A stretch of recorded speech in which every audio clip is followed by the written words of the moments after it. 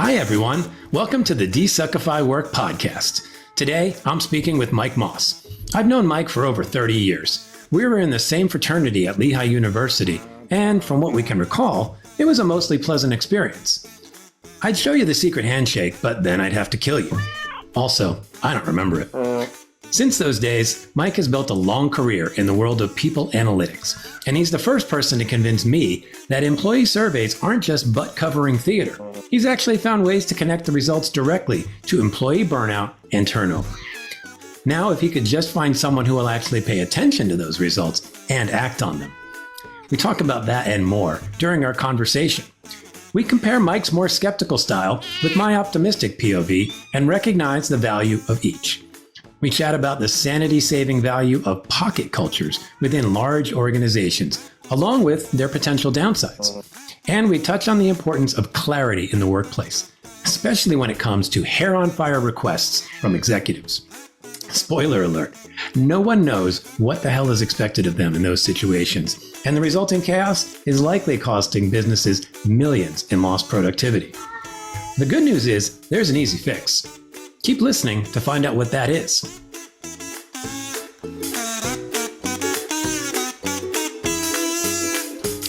Okay, welcome to the DesuckifyWork Podcast. Mike Moss, how are you doing?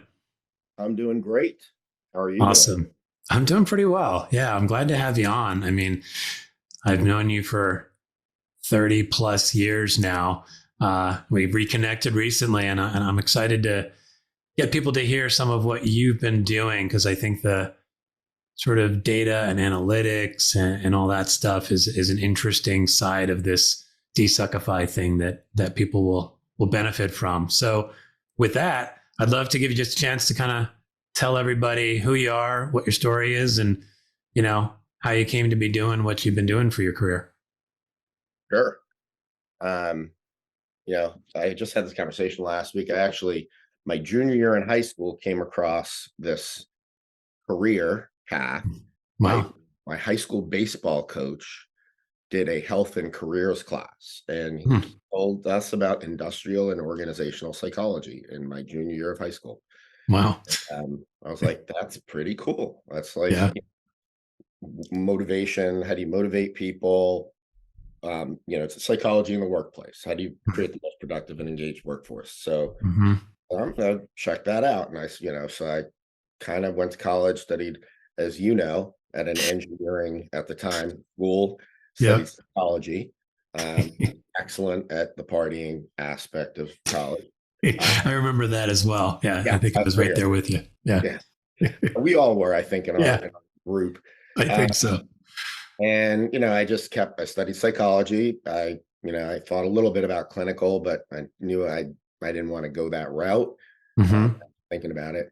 And so I ended up getting a PhD in industrial and organizational psychology, which these days it's essentially people analytics. Okay. The industrial and organizational psychology is more of there's a measurement aspect and an experimental study aspect. How do you prove something? How do you show with beyond a shadow of a doubt that right? Yeah. And there's a lot of testing stuff in there, but ultimately it's the base of people analytics. So yeah, cool. What is people analytics for those who are outside that sphere a little bit? That might sound like a little technical, but it's not really. I mean, there's a technical aspect to it, but what is people analytics, and how does that benefit organizations? So people analytics is essentially leveraging data that exists or that you create, like surveys, and analyzing that data to better understand a workforce. It's going well. What are the challenges and issues? Where do we need to improve? So also just providing context and information. So like in a talent management process, you're deciding on who the high potentials are. You can use people analytics to try to figure that out based on data that exists. It's not the most objective characters. So if they nominate someone, and you could use it to help round out the information available as you're looking at people, right? Okay. What's their employee engagement score of their organization over time? Yeah. Things like that. Like Mm. you can look at harder stuff and softer stuff to get this profile. Mm-hmm. The thing I like to tell people that people understand the best is predictive modeling for turnover. Understanding who's going to leave the company when, best that you can. Mm-hmm. You usually, try to take some sort of action up front. Mm-hmm. Either less likely reduce the turnover, more likely to manage to expected high turnover. That's interesting, right? Because turnover is one of these things that is like sort of a dirty little not so secret thing in a lot of organizations. I know in my world, I come from advertising, like I want to say the average turnover is like 30% a year. I mean, it's pretty high. And to your point, though, it's like it feels more like the latter is how people deal with it. It is like, okay, that's what it is. And how do I best survive that reality versus could I actually lower it? And I think for the slightly optimistic person inside of me, I sit there and go, well, if it's 30%, couldn't you at least try to get it to 25%? And what could you do? Have you ever had anybody ask you to sort of provide data that might help with that? Or is it almost always like, give me information so I at least know what I'm dealing with and then I can manage it? Yeah, it's more of that usually. And then if there's upticks, right, then you get more curious, exponentially more curious by the day as it's growing. So after the pandemic, there's this, the Great Resignation. We were looking at a lot of information, trying to figure out why people are leaving the company. Some of it is population based. If you hire a bunch of 24-year-olds who just got out of college, right, degrees, they're transient. They're going to move. Yeah. But yes, wherever it is, you can decide, is there some sort of, value to bringing that down? As we both know, this is looked at from a purely numerical business standpoint. Most large companies. Yeah, which makes sense. I think there's a lot of folks who look at it and think it must be expensive, meaning hiring a person costs a lot of money. I just, I've hired enough people to know it is a time-consuming process. And inevitably, when you do finally find somebody, there is a chunk of time where that person is not as good as the previous person, usually. Ramp up. Yeah. Yeah. And like, I think intuitively you sit there and go, well, that seems like a waste of money. Why wouldn't you try to lower turnover? But is it just that the cost to try to lower turnover is that much higher? That I wouldn't say that. Okay. Certainly a lot more effort than just doing what you normally do. Yeah. Yeah. I guess I could. That's when we get to the desuckify stuff. Yeah. In the end, it's like you need those people who have that power, right? Formal or informal. Right. And to want to change it, not because their outcomes necessarily change directly, but that has to be the business case. Is like, will you get more out of people if you treat them? Frederick Taylor in 1917 told us yes, and nothing changed to tell us no. But it's a lot more work. Yeah, it's gonna take a lot longer than 100+ years for us to get that message, though. I think I always draw a chart of an organization, just a bunch of arrows in a circle. They're all pointing the same way. Yeah, that's like Nirvana, but that's for the case, right? And just how much are they pointed in? Is there zero correlation between the direction of the arrows? Yeah, chaos, right? That's bad. Yeah, somewhere between those two.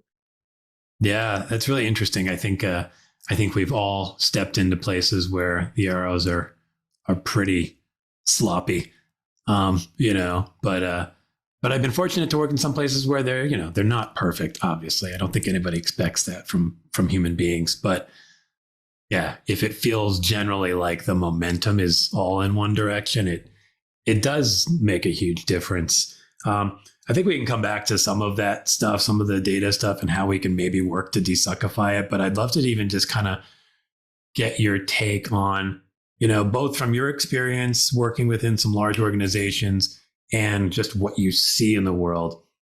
What's your take on the state of work right now? If there was a suck meter, where is it on that suck meter? I've definitely, come to focus when I've heard this question on your podcast before. Mm-hmm.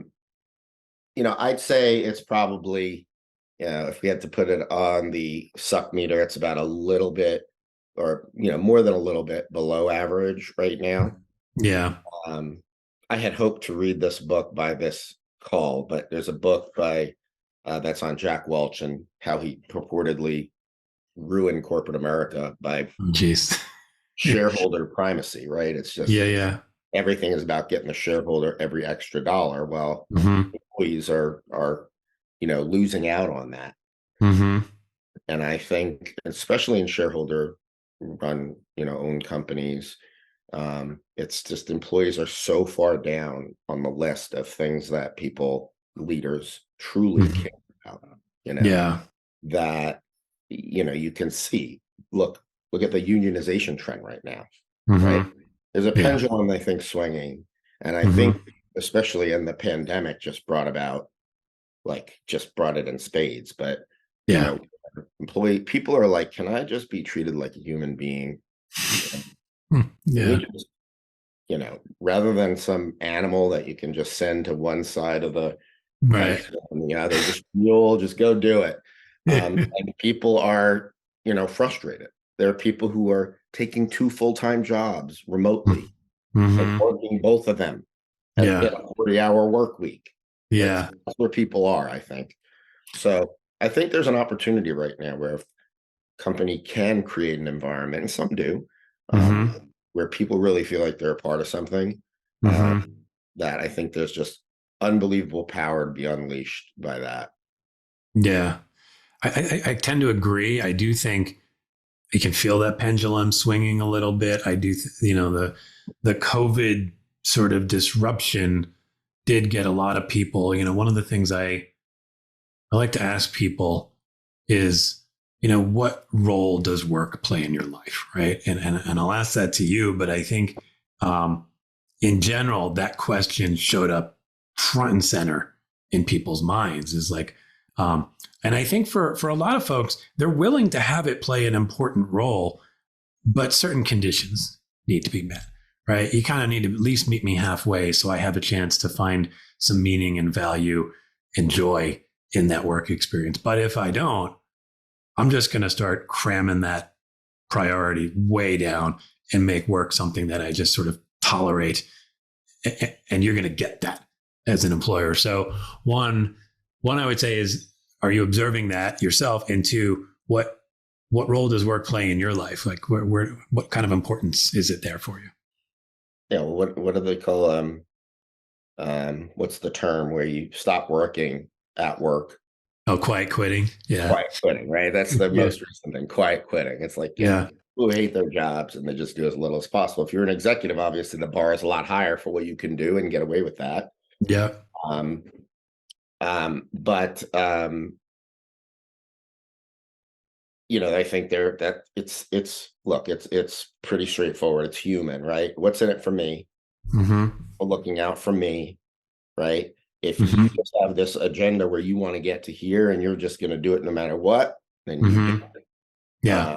I'm someone who has always looked for a workplace where there's more respect, and not that I found it, but where there's more respect and where people really, try to do the right thing. You have to hold people accountable, but try to do the right thing.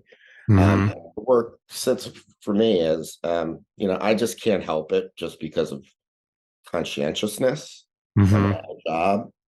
I'm going to work hard, and I work too hard, and I always say I'm going to work less. I also take on too much for people below me because I don't want to, I try to absorb the pain rather than pass it along, which definitely hurt me over time. Yeah. But one thing, so I usually work a lot, and I'm looking at consciously making a decision to work less in the next one, which is still a lot more than most people. Yeah. I've just put sleep aside and didn't let work get in the way of coaching and doing the other things that I want to do. But I like to do. So yeah, that's where I'm trying to move. But one interesting thing I just want to say, burnout, hallmark feature of burnout, it's not just working your tail off. It's not feeling like there's a meaningful purpose associated with it. People can work and work and work, but if they start to feel like, am I just toiling away at something that is either some person, it's not doing anything for the business, right? That's where burnout sets in. In the medical field, where it's a completely different, it's not completely different, but there's a different, more technical term. Yeah. I mean, that resonates with me because I've been in that spectrum. I have a desire generally to work hard, like you, I think, but when I'm really feeling connected to what I'm doing, which I would say is where I am now, that I'm doing kind of my own thing, like I can get sort of absorbed in it, but it doesn't, I like it. I don't know. I still have to check in once in a while, make sure I'm not ignoring other parts of my life, but like it does not burn me out.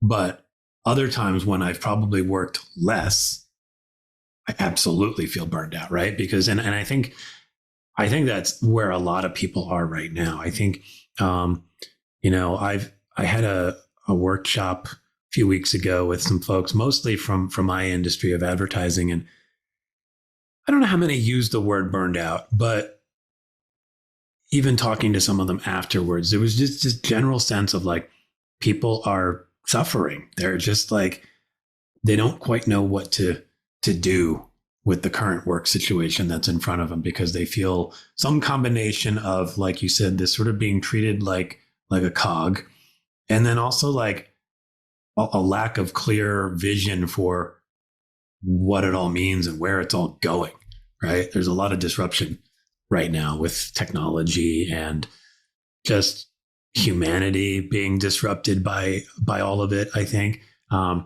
So, for me, I try to focus on how you can deal with that as a coach now, like one-on-one, right? How can I help one person try to get there? Now, you've worked obviously within organizations. When you see burnout in an organization, what are you trying to do to quote unquote fix it?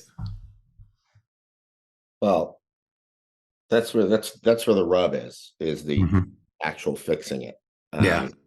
In my career, I've said, what I tell people is, I can tell you give me a few months in a company and I'll tell you what the key things are that are really impacting people negatively and impacting the potential to really, produce.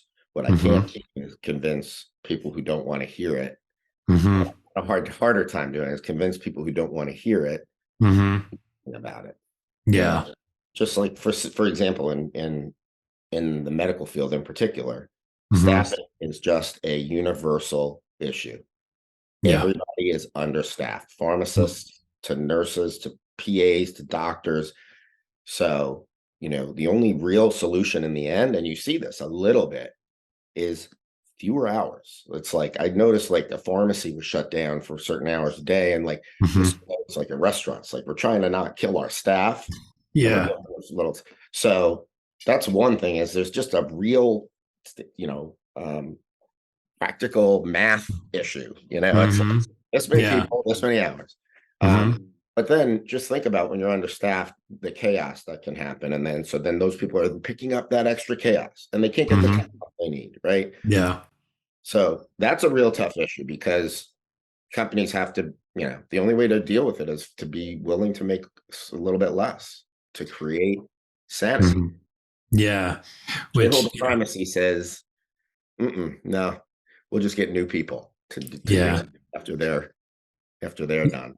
I mean, that's a problem we're probably not going to solve on this call, but it is. I mean, that's the distinction, right, between the sort of individual stuff where you can work with somebody and go, how can you best manage what's right in front of you versus organizational, systemic, now you get into things like when the economy is struggling a little bit, a company, again, this is just human nature, but you lean into it a little more and you push a little more because your employees can take it a little more when their options are less, where like during COVID, there was that period where everybody was hiring and it was crazy. It was like a lot of companies were laying off a little bit because of that. And I'd love to, at some point, find, is there anybody out there in the world who's trying to deal with that issue, the systemic stuff? I think to your point about shareholder driven stuff and people trying to figure out, is there more ways of taking into account both the employee experience, the customer experience, the effect on the world at large? Some of that is happening, but when the rubber meets the road, does it really happen? And that's probably another call at another time to figure out that issue.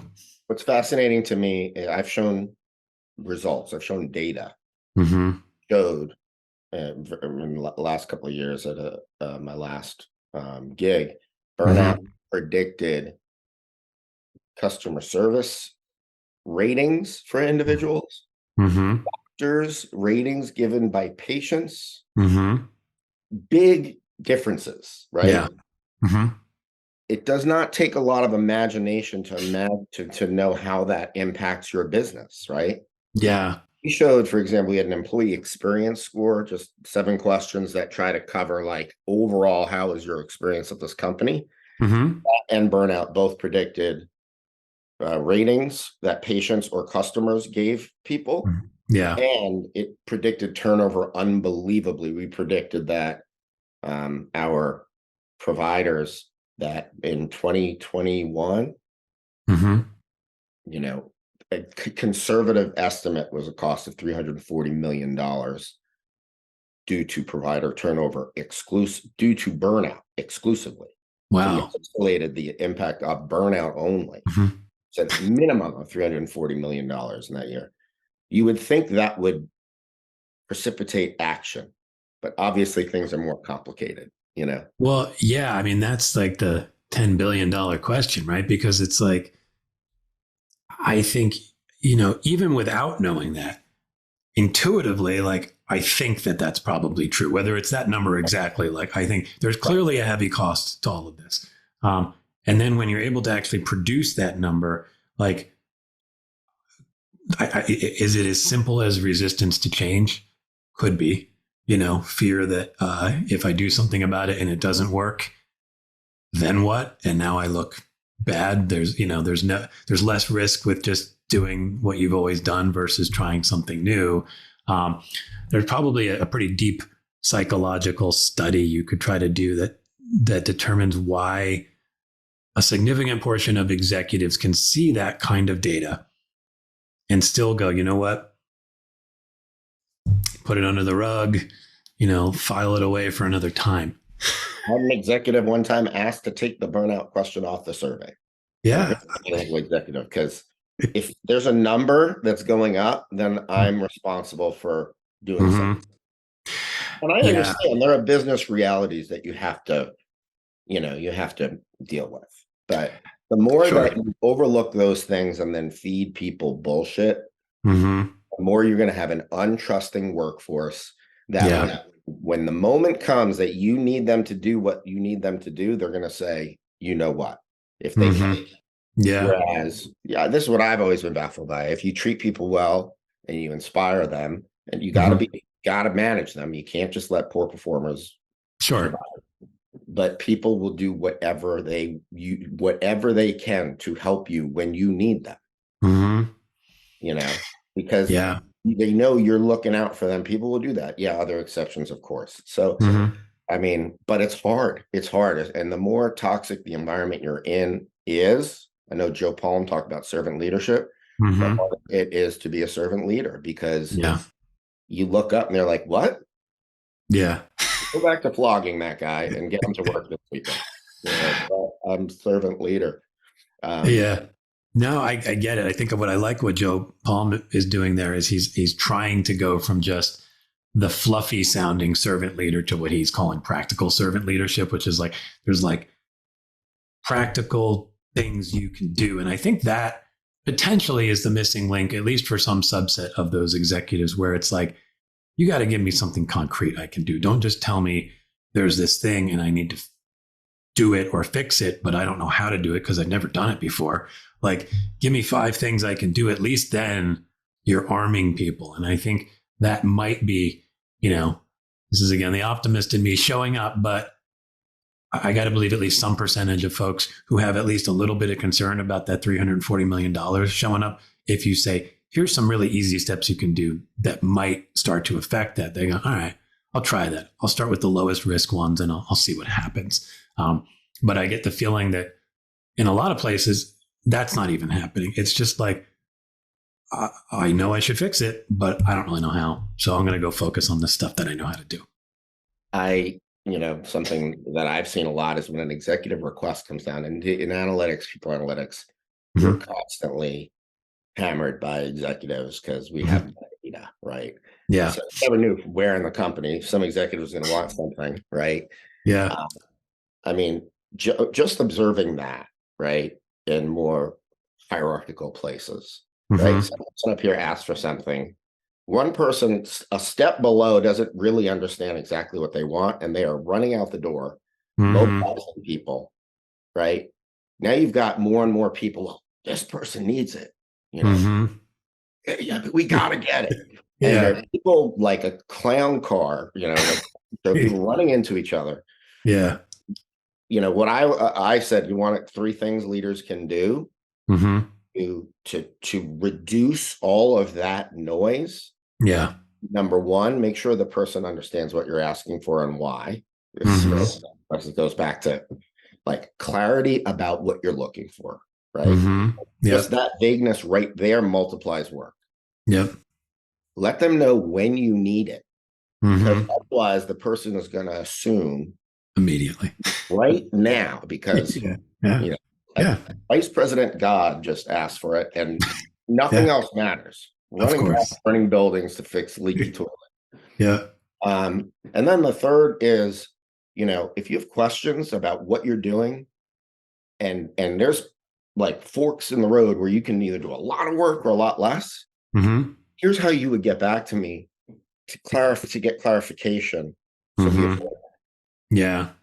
And further, think about this. That person being asked to get that stuff is now in the position of, I can impress whoever with this 8th wonder of the world. Yeah.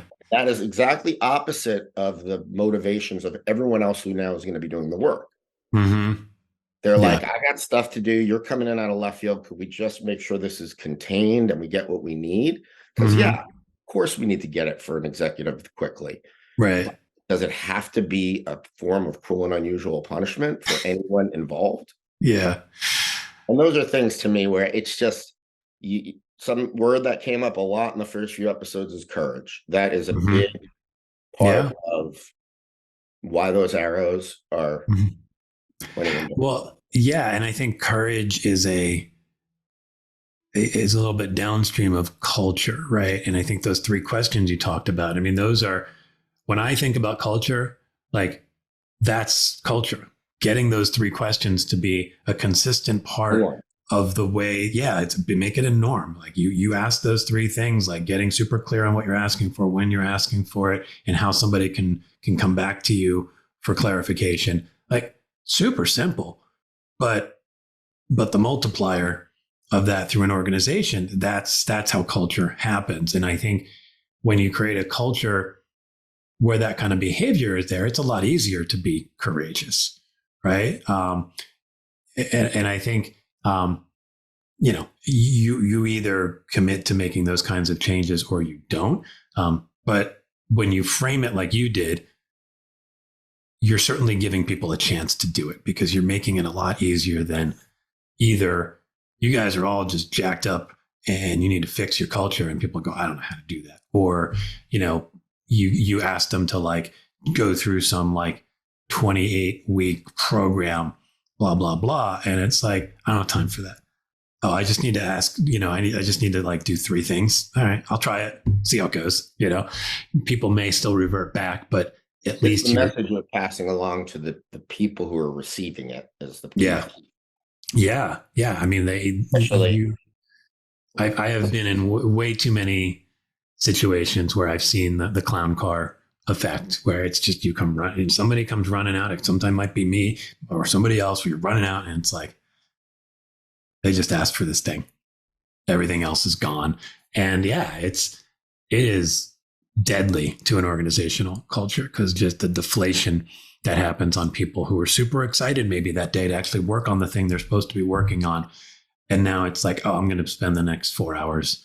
Why isn't that thing done? Yeah. It's been 3 days dealing with, yeah. And then the circus clown who yeah. had the request from the leader running. Yeah. I saw one time I had someone on my team dealing with something where literally every time he sent her something, not even within 15 minutes of the email, she's like, okay, now can you look? I mean, for a week. And I kept saying to him, I'm like, Nick, if you need any help, let me know. If you need me to step in here, let me know. Yeah. Because I could see that it was just a never ending. And it was because that person didn't know what the leader really wanted. Yeah.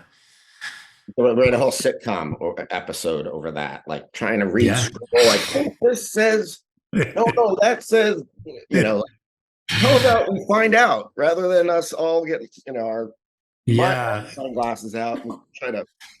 Yeah, it's like a less funny version of Three's Company, where you think you heard this one thing. Mr. Furley thought he heard Jack and Janet, saying something.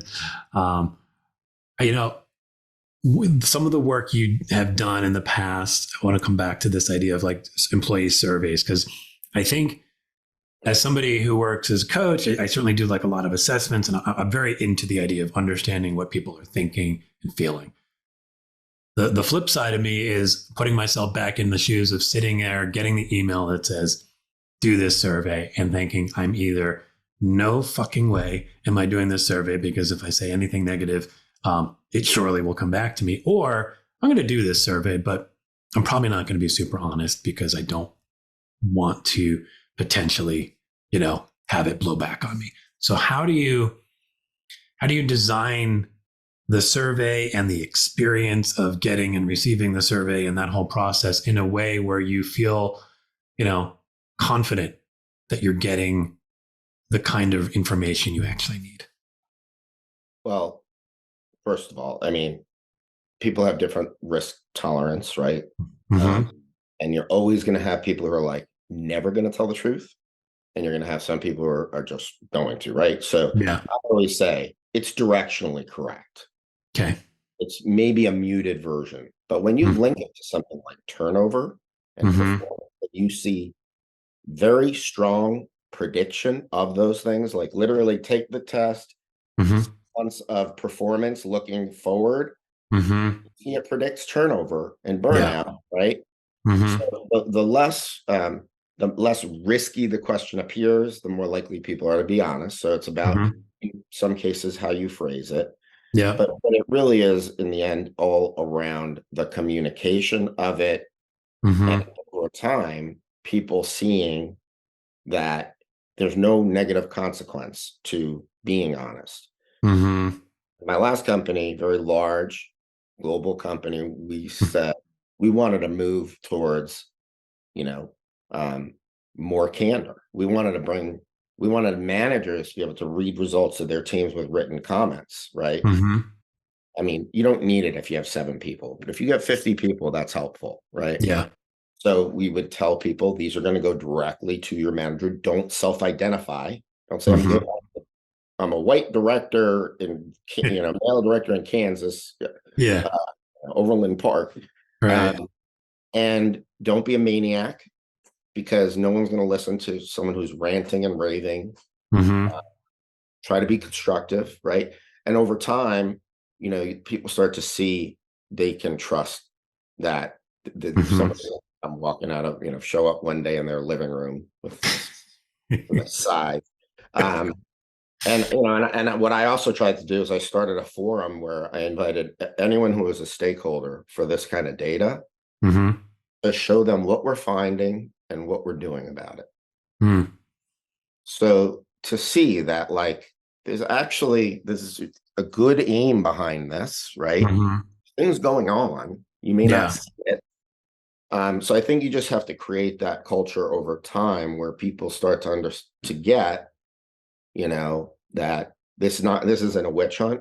Mm-hmm. I did work for a company at one time where every time they wanted to fire an executive, they did a 360. Oh, jeez. So you do that, you're going Yeah. to have less candor. I would imagine. Yeah. You do less of that, you use it, it's about that trust, creating trust in the relationship between company and employees. Mm-hmm. you know um you just have to do it over time and show that there's good aims, but Yeah. it's never perfect. Yeah. No, I get that. I think if you, as an employee, I think if you started to feel that trust and maybe on occasion, like noticed and were communicated that some changes had been made based on stuff like, hey, everybody, we're implementing a, summer Friday program based on people feeling burnt out, whatever it is. I'm just making it up. Like that probably goes a long way to like just go, okay, I know it's not perfect, but if I say something, it could potentially like just tweak the dial a little bit, then maybe I'm slightly motivated. You talked about that, your last job was at a really large organization. And I think in general, you've worked for some pretty good sized places. And, I try to focus a lot on culture and changing culture, improving culture. I tend to, in my work, I've mostly worked with smaller organizations. What I notice in bigger organizations, there's something that I've observed, and I'm using this phrase, and I don't even know if it makes sense, but I'm calling it pocket cultures. Basically, as sort of a survival mechanism, I as a leader can try to create a reasonably healthy, functioning culture in my team of 20 or 30 people, where my team actually maybe shows up to work every day feeling pretty good, feeling pretty motivated. Some of that is me playing a little bit of protector on the offensive line, blocking some stuff out of the way for them. Some of that is just, maybe I have just enough autonomy, even within this larger, potentially somewhat toxic culture, to do my thing and do it in a way that protects people. One, have you seen that? And if so, do you think that's a good thing? I've definitely seen that. Yeah. um through my career in surveys, what you see very clearly, like, you see this group that their score is like way higher and different than everybody else. You're like, what's going on there? It's like, well, actually, that's a self-functioning group that almost never talks to anybody else. Yeah. So the less you interact with the mass, in the middle, Yeah. the happier you are. I Mm-hmm. mean, why? Because you can just do your job, Mm-hmm. right? Yeah. And not be, being pushed around left this way, that way, that way. Mm-hmm. So yes, I definitely see that. Mm-hmm. When you say, is it a good thing? What do you mean? Is it a good? Well, I mean, when I see it, I think it's one. I'd say yes, it is a good thing, but Yeah. no matter what. But like, I'm wondering Yeah. what your angle is on that. Yeah. I mean, I think I probably sort of have an answer in my head. And the thought is like, it is a good thing because you've now got 20 or 30 people who feel better about showing up to work every day. And you've got a leader who feels like they can actually inspire people and get some shit done. I think it's a negative that it has to happen, and I guess, is it also like a bad thing in the sense that you're not, even though it's a toxic world out there, is there something bad about not being connected to it still? Like, are you missing something? Yeah, the only thing that I can think of that would not be ideal, Mm-hmm. uh, is when and if that toxicity somehow reaches you, right? Yeah. Yeah. And you're not going to be able to, well, like, if the eye turns and focuses on you, you're not going to be able to protect your people and create the environment that you've been creating, right? Yeah. Yeah. That's the only negative. But otherwise, hey, it's better than having it toxic all the way through and people Mm-hmm. leaving. Yeah. the question is, and this is what I've talked to Joe Palm about, and with Mm-hmm. servant leadership, is what do you do when you're embedded in a place where the shit is just pouring down above Mm-hmm. you, right? Yeah. There's a limit to what you can do to Yeah. to fend, to protect your people from that. Mm-hmm. Yeah. You're I mean, eventually going to be hit by that. I think And what I, if it's every now and then you can convince your people, like, this is the reality, we got to do right. this, blah, but then we go back to our normal world. If it's every day, then they're going to be like, that's Then great. it's over. I'll Yeah. call you and check on how it's going Yeah. a few weeks. Yeah. No, I get that. I think I've been in some of those situations where you can hold the dam for so long and then it breaks. But then on the flip side, I think there is occasionally, and this is probably maybe not a fully toxic culture around you, but an uneven culture where if you start to create a pretty good pocket culture, occasionally the team next to you sort of peeks in and goes like, what's going on over there? What are you doing? And maybe they get to try to model some of that for themselves. So, again, coming back to the slightly more optimistic side of me, it's like, stay at it as long as you can, because one, it's protecting your people and protecting yourself, but potentially you might be able to influence some other folks who are in proximity to you to also build that. And maybe it's never going to flow through the whole organization, but an organization with 50% of the people feeling pretty good is better than one with 10%. So it's worth trying. Coming back to this sort of optimistic side, I know, Mike, you're a little more of a skeptic maybe than I am. What are you sort of most down on right now when you look at the world of work? What are you feeling most sort of pessimistic about? That's easy for me. Yeah. Because I have an unhealthy need for justice, which does not, you know, bode well for me in corporate America.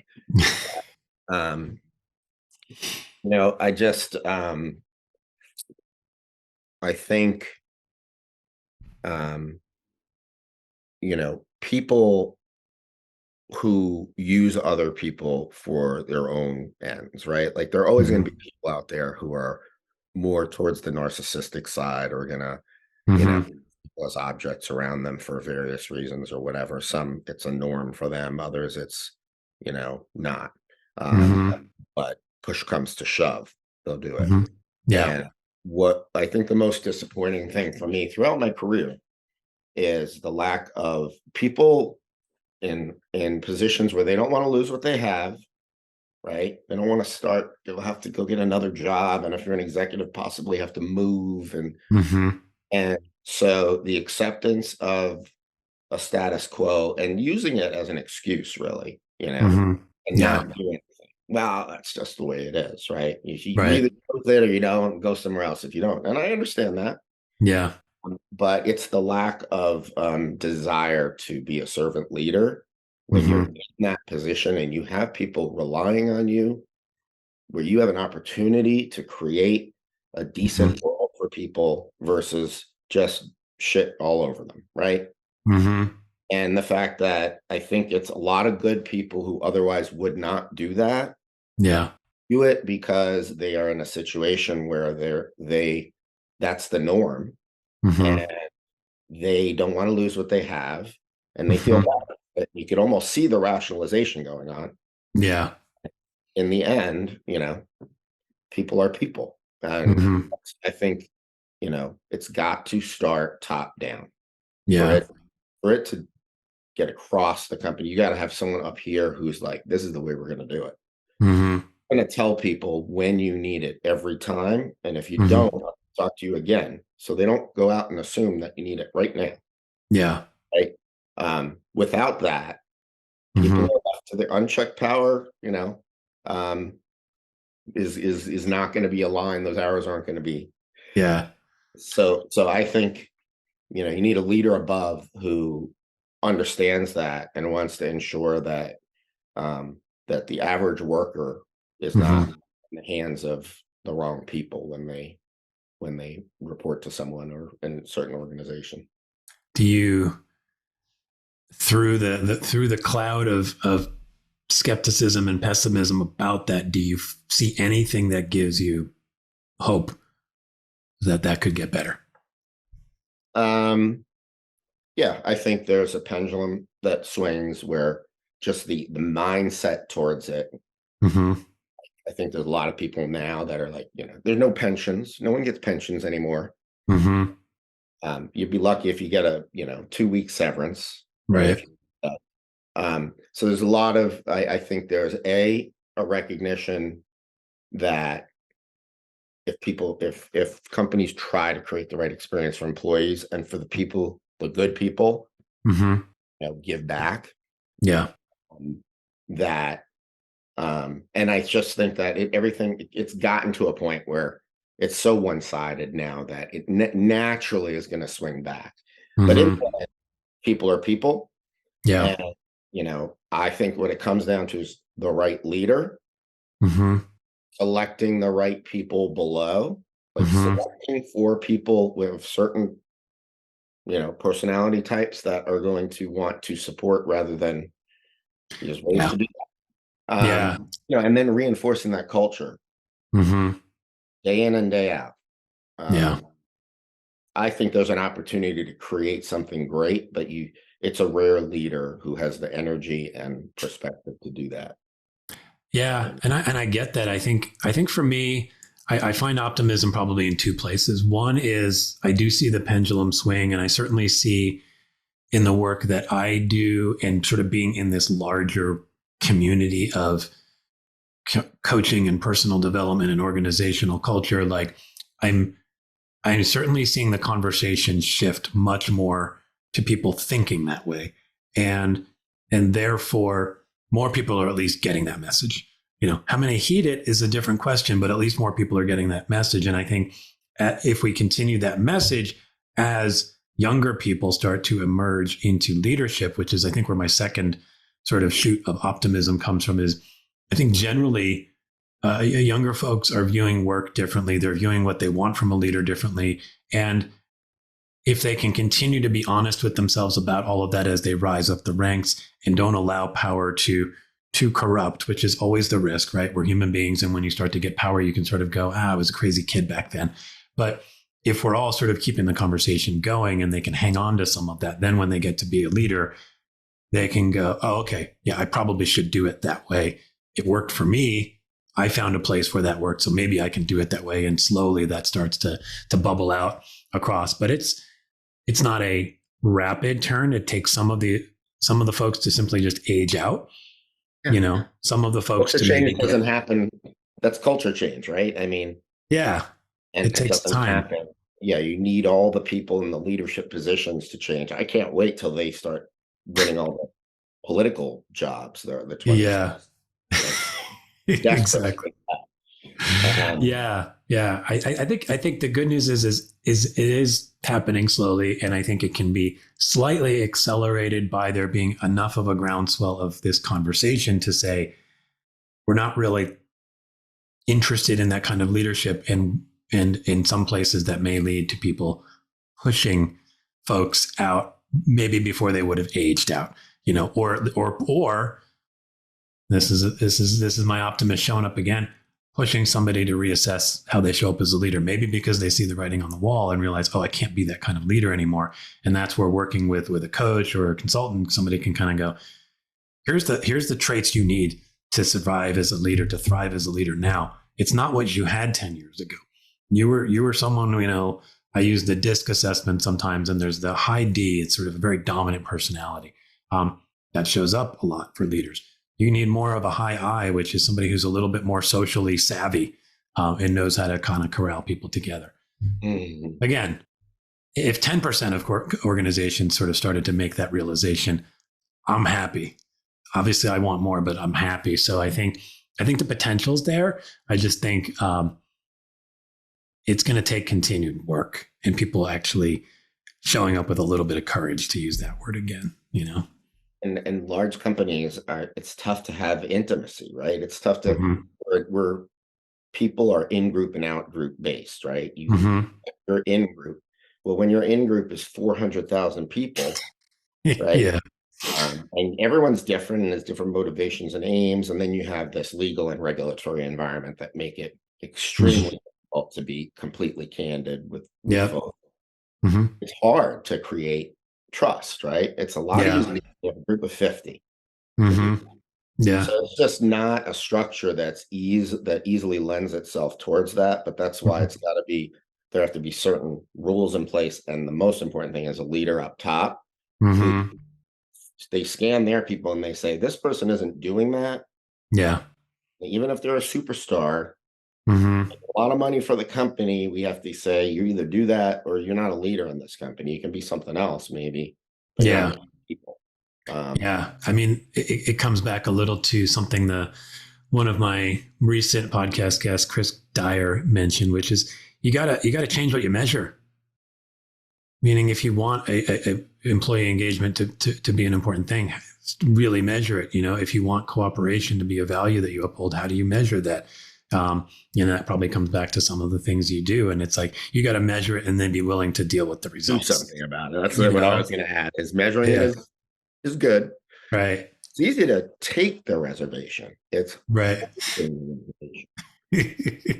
Yeah, no, I totally agree. And I think that's why it is important, one, to focus on that top level of leadership. And I think in the public company world, like the boards, like how do those boards get reformed in a way too, so that, if the board is constantly being the one that's shouting at the CEO saying, I need you to focus on this tiny sliver of performance that matters to me, it's going to be harder to get the change we want. So how do you start to not only impact culture within organizations, but think about how the boards can start to have a cultural shift as well, because they're obviously pulling the strings in these huge. And are they getting candid information? Are they getting, because that stuff gets sanitized at every level. The more hierarchical an organization, the more sanitized it gets.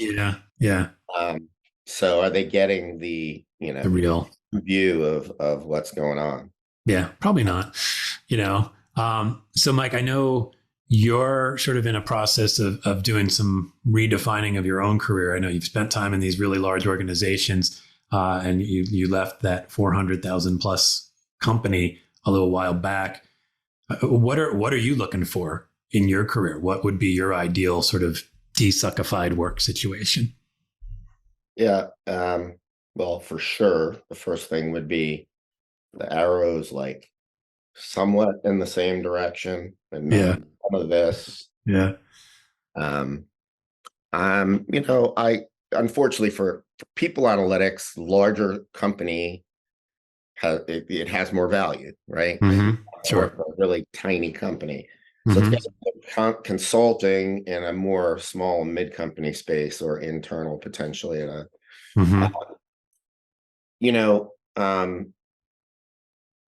genuineness is something I'm looking for. Where you can say what you mean, where you can question, where in the end, if you're respectful and trying to do the right thing, and if you do good work, that's what matters. Yeah. Right?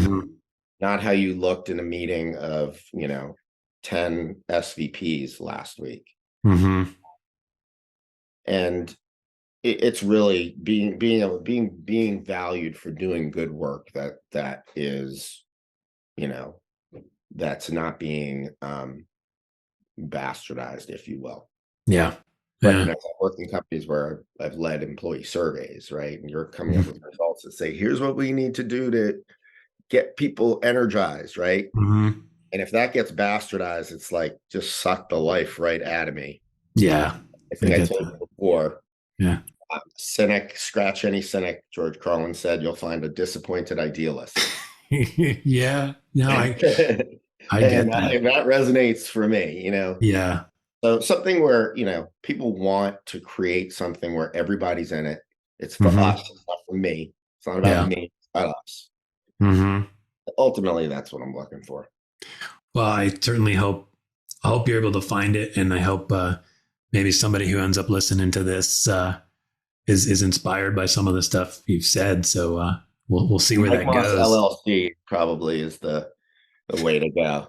Yeah, could be, that's all right. I think, I think certainly for me, I hear a lot of what you say, and it both demonstrates the reality of the situation, but I think what I like in the way you talk about stuff, Mike, is you see the reality, but you also give, certainly for me, I see things to grab onto. I see like, okay, I can do those three things. I can, I can act a certain way. I can affect change up at the top of the leadership, and then that's actually going to make a difference. So for somebody who's listening and going, "Oh, there's some screwed up shit out there in the corporate world," I think, well, yeah, we all know that. But what I'm hearing is you can get data, you can get information, and then you can do a few things and actually impact it. So for the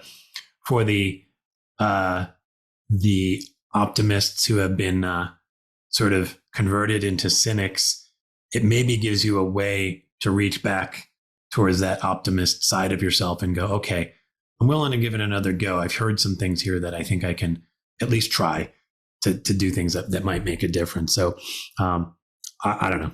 It definitely I think I am cynical and skeptic, but yeah.